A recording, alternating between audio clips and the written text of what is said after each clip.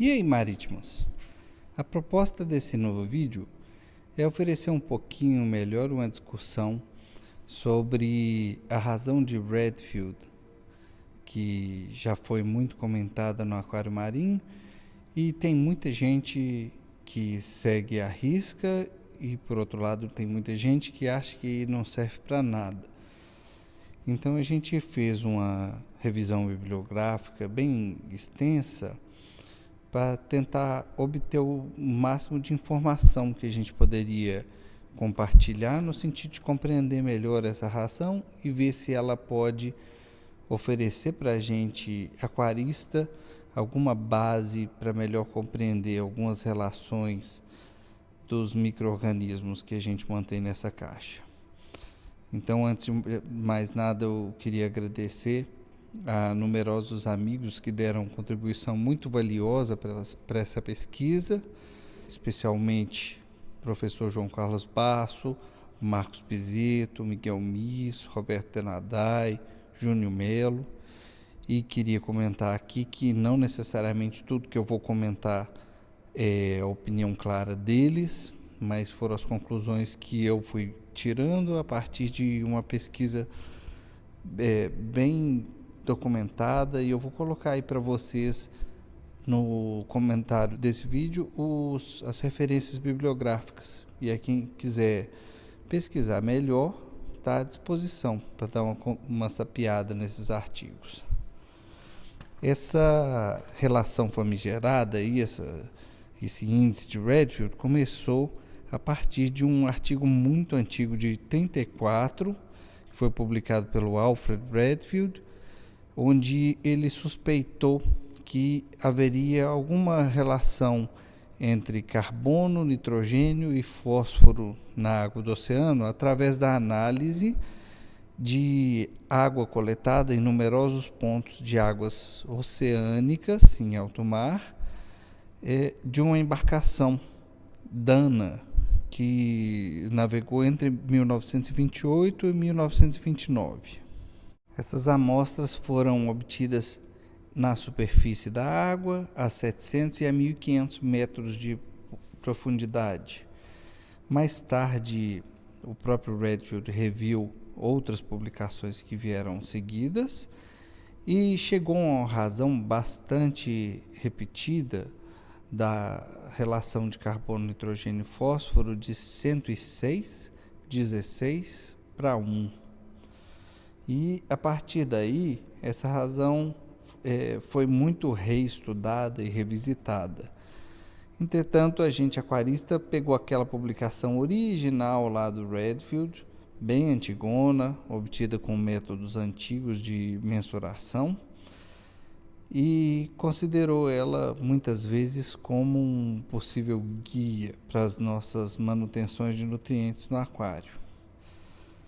Só que essa publicação não é muito correta. Existe, inclusive, estudo muito mais recente, um deles com 5.336 pontos distintos do oceano, que mostrou que existe grande variação entre pontos diferentes e que, com técnicas mais precisas, chegou a um novo número que, do ponto de vista de oceano, ele parece mais aproximado para a nossa média global. Esse novo número é 163 para 22 para 1.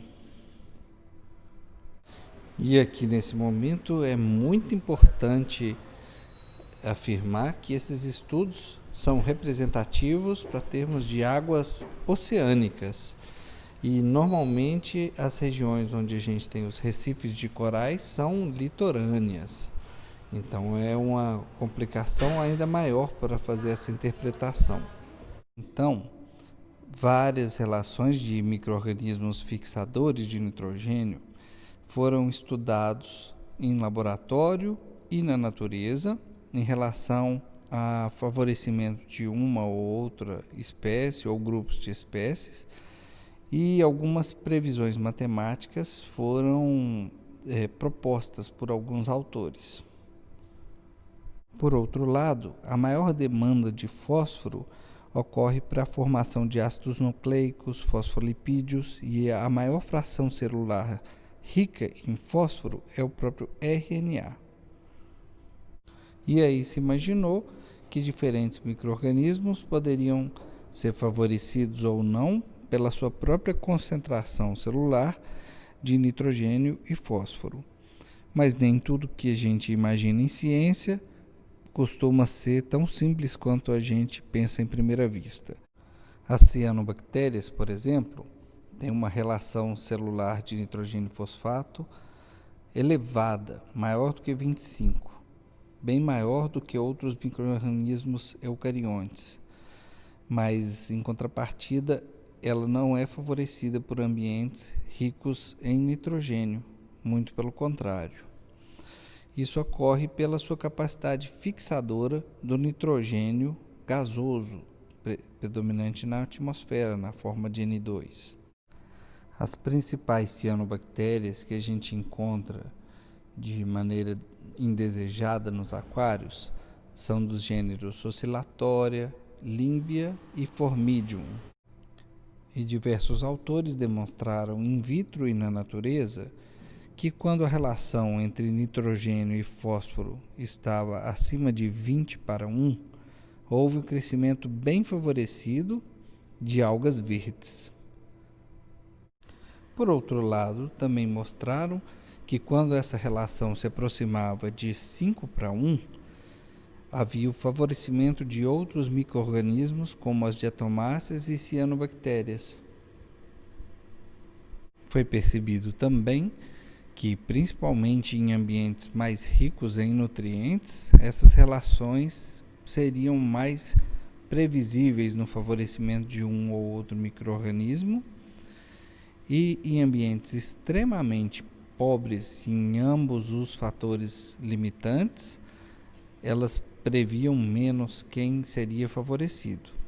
Eventualmente, nos aquários, a gente em ambiente muito pobre em nutrientes, consegue perceber às vezes a proliferação de cianobactéria, às vezes por aquela sua capacidade de fixação do nitrogênio na forma gasosa e eventualmente do fosfato ligado, presente ocasionalmente em rochas ou outras superfícies. A boa compreensão das relações desses três nutrientes podem também nos ajudar a compreender as repercussões de uma atividade que a gente ocasionalmente executa no aquário para reduzir nutrientes, que é a dosagem de carbono em diversas formas. O componente limitante dessa fórmula para estimular o crescimento de bactérias marinhas é, sem dúvida, o carbono. Elas crescem em uma proporção máxima em aproximadamente a relação de 45:7:1. E aí o que acontece quando a gente dosa carbono é que elas vão proliferar e ser exportadas do sistema através do skimmer. Embora o seu crescimento máximo ocorra na proporção de nitrogênio e fósforo de 7:1, o seu consumo é desigual, o seu consumo é proporcional à sua fixação celular desses componentes, e essa fixação ocorre na razão de 10:1. E esse valor é muito interessante se considerar, porque uma vez que se adiciona carbono ao sistema, espera-se que o sistema reduza nitrato e fosfato ou nitrogênio e fósforo aproximadamente na razão de 10:1, até que um desses componentes se torne fator limitante. E aí também fica outra dica, que quando o nitrogênio, por exemplo, se torna um fator limitante extremamente baixo, igual aos conceitos que eu comentei anteriormente, a gente passa a favorecer exatamente as cianobactérias, que é o que ocorre na dosagem não controlada de carbono, tornando-se um efeito indesejado desse método. Enfim, pessoal, aí vamos aos comentários finais. a gente não deve ficar muito fixado naquela relação original de Redfield, que é muito imprecisa para prever o que a gente deseja no aquário marinho, mas a compreensão dessas relações na natureza e em experimentos fechados semelhantes ao nosso aquário, mas realizados com finalidade científica, nos ajuda a compreender um pouquinho melhor e conduzir os eventos que estão acontecendo no nosso aquário. Aqui cabe ainda uma consideração muito importante, que é a imprecisão dos nossos testes para identificação de nitrato e fosfato. A gente, para tomar alguma conclusão e eventualmente pensar em alguma medida, deve usar os testes mais precisos possíveis.